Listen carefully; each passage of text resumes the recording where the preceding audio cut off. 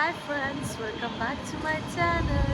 ಎಲ್ಲರೂ ಹೇಗಿದ್ದೀರಾ? I hope ನೀವೆಲ್ಲರೂ ಚೆನ್ನಾಗಿದ್ದೀರಾ ಅಂತ ಭಾವಿಸ್ತೀನಿ. ಇವತ್ತಿನ ಡೇ ಸ್ಪೆಷಲ್. ಇದು ಡೇ 1 ಆಫ್ ದುಬೈ.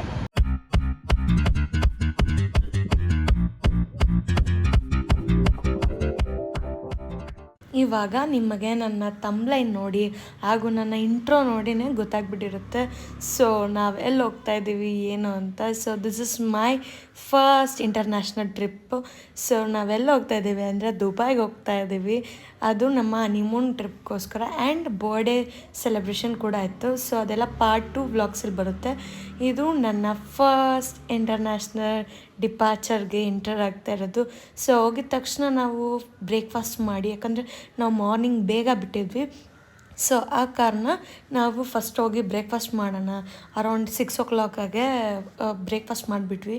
ಆಮೇಲೆ ತಿರ್ಗಾ ದುಬೈಗೆ ಹೋದಾಮೇಲೆ ಮಧ್ಯಾಹ್ನ ಊಟ ತಿನ್ನೋಣ ಅಂದ್ಬಿಟ್ಟು ನಾವು ಇಂಡಿಗೋ ಫ್ಲೈಟ್ ಬುಕ್ ಮಾಡಿದ್ವಿ. ನನಗಂತೂ ಕಂಫರ್ಟ್ ಆಗಿತ್ತು. ಸೊ ನನಗೇನು ಪ್ರಾಬ್ಲಮ್ ಅಂತ ಅನಿಸಿಲ್ಲ, ಏನೂ ಇಲ್ಲ. ಬಟ್ ಬರಬೇಕಾದ್ರೆ ಇಂಡಿಗೋ ಫ್ಲೈಟಲ್ಲಿ ನಮಗೆ ಸ್ವಲ್ಪ ಕೂತ್ಕೊಳ್ಳೋಕ್ಕೆ ಸೀಟ್ ಇನ್ಕಂಫರ್ಟ್ ಇಶ್ಯೂಸ್ ಆಯಿತು. ಸೊ ಯಾರೆಲ್ಲ ಫ್ಲೈಟ್ಸ್ ಬುಕ್ ಮಾಡಬೇಕಾದ್ರೆ ಸ್ವಲ್ಪ ನೋಡಿಕೊಂಡು ಬುಕ್ ಮಾಡಿ. ಮಧ್ಯದಲ್ಲಿ ಆದರೆ ಸೊ ಬೆಟರ್ ಇರುತ್ತೆ, ಸ್ವಲ್ಪ ದೊಡ್ಡದಾಗಿರುತ್ತೆ ಸ್ಪೇಸು. ಹಿಂದೆ ಅಥವಾ ಮುಂದೆ ಆದರೆ ಸ್ವಲ್ಪ ಕಂಜಸ್ ಥರ ಆಗುತ್ತೆ. ಸೊ ನಾವು ಫೈನಲಿ ಇವಾಗ ದುಬೈ ಏರ್ಪೋರ್ಟ್ಗೆ ರೀಚ್ ಆದ್ವಿ. ಇಲ್ಲಿ ಒಬ್ಬರು ಕನ್ನಡದವ್ರು ಸಿಕ್ಕಿದ್ರು. ಸೊ ಅವ್ರ ಹತ್ರ ಮಾತಾಡಿಕೊಂಡು ನಮ್ಮ ಹಸ್ಬೆಂಡ್ ಬರ್ತಾಯಿದ್ರು. ಹಾಗೆ ನಮ್ಮ ಲಗೇಜಸ್ನ ಕಲೆಕ್ಟ್ ಮಾಡಿ ಅಲ್ಲೇ ಒಂದು ರೌಂಡ್ ಡ್ಯೂಟಿ ಫ್ರೀಯಲ್ಲಿ ಹೋಗಿ ಒಂದು ರೌಂಡ್ ನೋಡಿಕೊಂಡು ಕುನಾಫಾ ಚಾಕ್ಲೇಟ್ಸ್ ಎಲ್ಲನೂ ತೊಗೊಂಡು ಟ್ರೈ ಮಾಡಿ. ಸೊ ಸೂಪರಾಗಿತ್ತು ನನ್ನ ಎಕ್ಸ್ಪೀರಿಯೆನ್ಸ್ ಅದು ಕುನಾಫಾ. ಸೊ ಯಾರೆಲ್ಲ ದುಬೈ ವಿಸಿಟ್ ಮಾಡ್ತೀರಾ ಪಕ್ಕಾ ತೊಗೊಳ್ಳಿ. ಅದಾದ ಮೇಲೆ ನಮ್ಮದು ಒಂದು ಪ್ಯಾಕೇಜಲ್ಲಿ ಹೋಗಿದ್ದು ಕಾರಣ ಇಲ್ಲಿ ನಮಗೆ ಅವರೇ ಬಂದು ಪಿಕ್ ಮಾಡ್ತಾರೆ. ನೋಡಿ ಇಲ್ಲಿ ನೀವು ನೋಡಿದ್ರೆ ಗೊತ್ತಾಗುತ್ತೆ.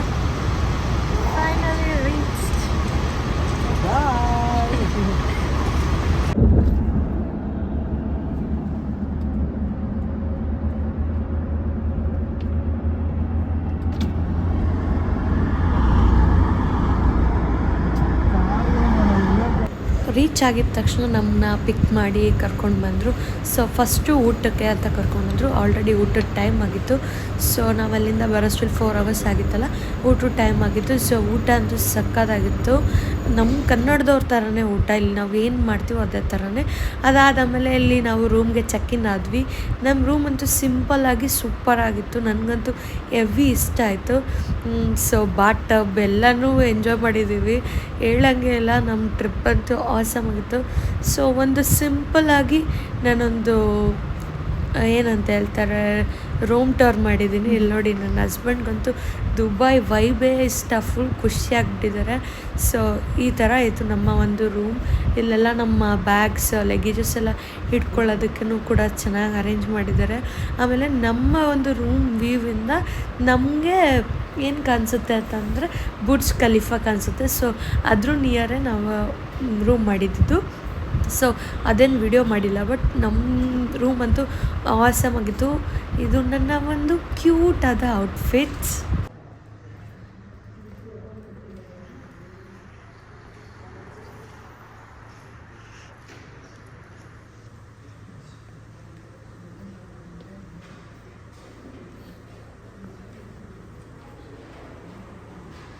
ಇದು ಡೇ 1 ಆಫ್ ದುಬೈ. ಸೊ ನಾವು ಫ್ಲೈಟಿಂದ ಬಂದು ಲಂಚ್ ಮಾಡಿಕೊಂಡು ರೂಮಲ್ಲಿ ಸ್ಟೇ ಆಗಿ ರೆಸ್ಟ್ ಮಾಡಿ ಇವಾಗ ಕ್ರೂಸ್ಗೆ ಹೋಗ್ತಾ ಇದ್ದೀವಿ. ಸೊ ಹೇಗಿರುತ್ತೆ ಏನು ಅಂತ ನಿಮಗೆ ತೋರಿಸ್ತೀನಿ.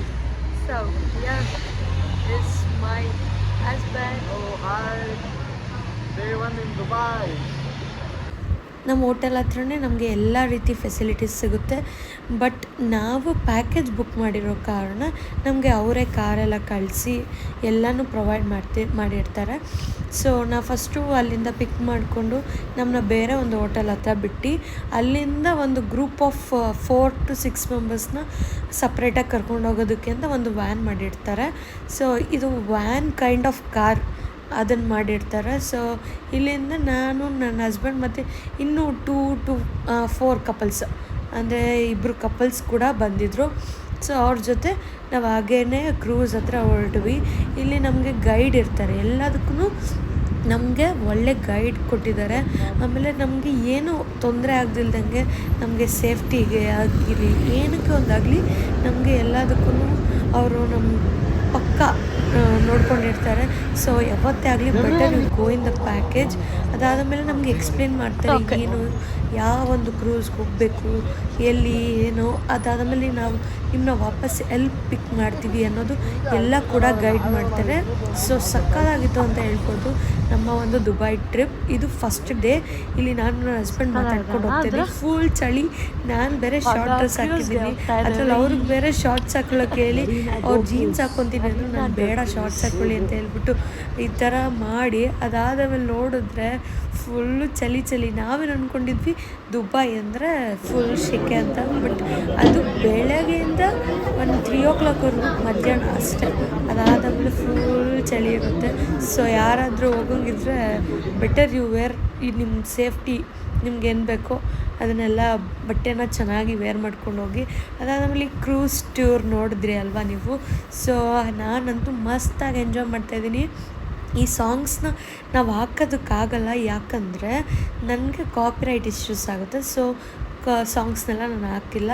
ಇಲ್ಲಿ ನೀವು ನೋಡಿದ್ರೆ ಗೊತ್ತಾಗುತ್ತೆ. ಇದು ನನ್ನದು ಶಾರ್ಟ್ಸ್ಗೆ ಅಂತ ವೀಡಿಯೋ ಮಾಡಿದ್ದು, ಬಟ್ ಅದನ್ನೇ ಈ ರೀತಿ ಒಂದು ಕ್ರಾಪ್ ಮಾಡಿ ವೀಡಿಯೋ ಹಾಕಿದ್ದೀನಿ ಹೇಗಿದೆ ಅಂತ ಹೇಳಿ. ಸೊ ಇದು ಒಂದು ವ್ಯೂ ಪಾಯಿಂಟ್ ಥರ ಅಲ್ಲಿ ನಿಲ್ಲಿಸ್ತಾರೆ ಒಂದು 10 minutes. ಸೊ ಅದ್ರ ಮುಂದೆನೇ ನಮಗೆ ಊಟ ಎಲ್ಲ ಅರೇಂಜ್ ಮಾಡಿರ್ತಾರೆ, ಅಂದರೆ ಕ್ರೂಸ್ ಒಳಗೇನೆ. ಬಟ್ ಈ ಒಂದು ವ್ಯೂವಲ್ಲಿ ತಿನ್ನಲಿ ಅಂದ್ಬಿಟ್ಟು ಒಂದು ಪ್ಲ್ಯಾನ್ ಮಾಡಿ ಇದು ಮಾಡಿರ್ತಾರೆ. ಅದಾದ ಮೇಲೆ ನಮಗೆ ಎಂಟರ್ಟೈನ್ ಆಗಲಿ ಅಂದ್ಬಿಟ್ಟು ಈ ಒಂದು ಡ್ಯಾನ್ಸ್ ಪರ್ಫಾರ್ಮೆನ್ಸ್ನ ಕೂಡ ಇದು ಮಾಡಿರ್ತಾರೆ. ಅದಂತೂ ಡ್ಯಾನ್ಸ್ ಅಂತೂ ಆಸಮಾಗಿತ್ತು. ನಮ್ಮ ಕೈಲೆಲ್ಲ ಆಗೋದೇ ಇಲ್ಲ ಈ ಥರ ಮಾಡೋದಕ್ಕೆ. ಅವ್ರು ಆ ಥರ ತಿರುಗ್ತಾ ಇದ್ರಲ್ಲ, ಸೊ ನಾವು ಕೂಡ ಟ್ರೈ ಮಾಡಿದ್ವಿ. ಆ ಥರ ತಿರುಗೋಕ್ಕೆ ಆಗಲ್ಲ ಗುರು, ಏನಾದ್ರು ಅಂದ್ಕೊಳ್ಳಿ ನೀವು, ಆಗೋದೇ ಇಲ್ಲ. ಸಕ್ಕತ್ತಾಗಿತ್ತು. ಸೊ ಎವ್ರಿ ಒನ್ ನನಗೆ ಇದು ಕ್ರೂಸಲ್ಲಿ ಇದ್ದಿದ್ದು ಅಷ್ಟು ಜನ ಕೂಡ ಎಂಜಾಯ್ ಮಾಡಿದ್ರು. ಆಮೇಲೆ ಎಲ್ಲರಿಗೂ ಟ್ರೈ ಮಾಡೋದಕ್ಕೆ ಕೊಡ್ತಾರೆ. ಸೊ ಯಾರು ಕೂಡ ಅವ್ರ ಥರ ಮಾಡೋಕ್ಕಾಗಿಲ್ಲ. ಆಮೇಲೆ ನಮ್ಗೆ ಮಾಡೋಕ್ಕಾಗಲ್ಲ, ನಮ್ಗೆ ಆಬ್ವಿಯಸ್ಲಿ ಮಾಡೋಕ್ಕಲ್ಲ, ನಮಗೇನು ಗೊತ್ತಿರಲ್ಲ ಅದ್ರ ಬಗ್ಗೆ. ಆಮೇಲೆ ಅದೊಂದು ಎಲ್ಲ ಅವ್ರವ್ರ ಕೆಲಸ ಅನ್ಬೋದಲ್ವ, ಅದೆಲ್ಲ ನಮ್ಗೆ ಮಾಡೋಕ್ಕೆ ಬರಲ್ಲ. ಅದನ್ನು ಊಟ ಅರೇಂಜ್ಮೆಂಟ್ ಮಾಡಿದ್ರು, ಬಟ್ ಊಟ ಏನು ಚೆನ್ನಾಗಿರಲಿಲ್ಲ, ಎಲ್ಲ ಆರೋಗ್ಬಿಟ್ಟಿತ್ತು. ಯಾಕಂದರೆ ಚಳಿ ಅಲ್ವ ವೆದರ್, ಊಟ ಏನು ಚೆನ್ನಾಗಿರಲಿಲ್ಲ. ನಾನು ಬರೀ ಫ್ರೂಟ್ಸ್ ಅಷ್ಟೇ ತಂದಿದ್ದೀನಿ. ಊಟ ಅಂತೂ ಒಂಚೂರು ನನಗೆ ಇಷ್ಟ ಆಗಿಲ್ಲ. ಏನಾದರೂ ಅನ್ಕೋಬೋದು, ಕ್ರೂಸಲ್ಲೆಲ್ಲ ಊಟ ಚೆನ್ನಾಗಿರಲ್ಲ. ಆಚೆ ಕಡೆ ಬೇರೆ ಕಡೆ ನಮಗೆ ಅರೇಂಜ್ ಮಾಡಿದ್ದು ಎಲ್ಲ ಊಟ ಮೋಸ ಬಂತು. ಬಟ್ ಕ್ರೂಸ್ ಊಟ ಅಂತೂ ನನಗಂತೂ ಇಷ್ಟ ಆಗಿಲ್ಲ, ನನ್ನ ಹಸ್ಬೆಂಡ್ಗೂ ಇಷ್ಟ ಆಗಿಲ್ಲ. ಆಮೇಲೆ ಅಲ್ಲಿ ಇಷ್ಟ ಆಗಿಲ್ಲ. ಹೇಗಿತ್ತು ನಮ್ಮ ಒಂದು ವ್ಲಾಗ್ ಅಂತ ನೀವು ಕಮೆಂಟ್ ಮಾಡಿ. So thanks for watching. Please to subscribe, like.